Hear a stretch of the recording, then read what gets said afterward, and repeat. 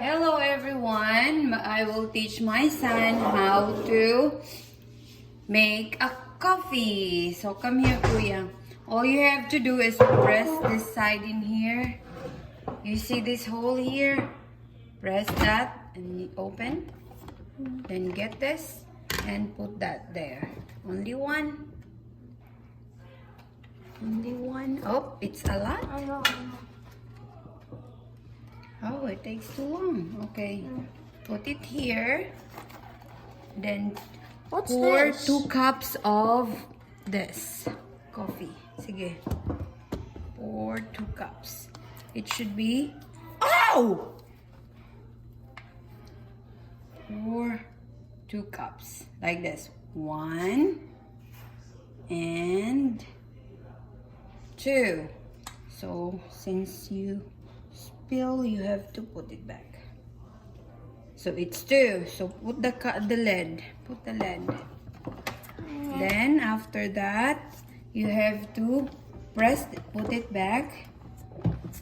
Then get this. Get that. Open. How do you open it? Yeah, open.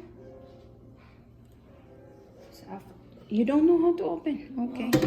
Since you practice, open like that. Okay. Then pour until 9. 2 cups is until 9 because if it's 8, it's too much.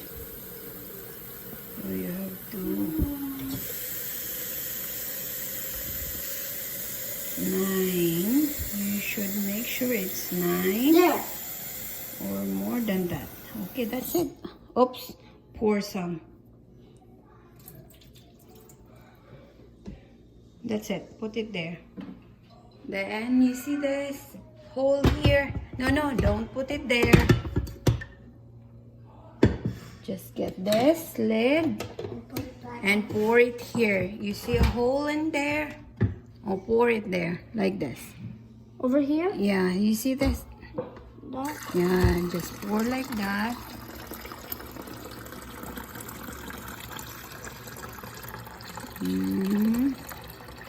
Go ahead. It takes too long.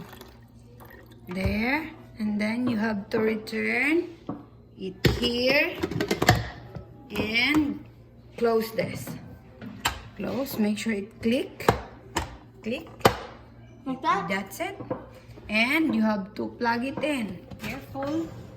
Oh, Plug it's that in. Plug it in. Then come here. You have to click the grind off. Then that's it. On. That's it. All you have to do is wait and you will be done. You can make a coffee for mommy. Then you return this. See that? You can make a coffee for mommy already. Mommy needs coffee and mommy can't do something, so mommy will ask you, Kuya, can you make a coffee for mommy? What's this for? If we have seeds, it's still like as roasted seeds of coffee, we will put it here, and instead of doing the grind off, all you have to do is on right away. No need to grind off. See? You see? It started. You have already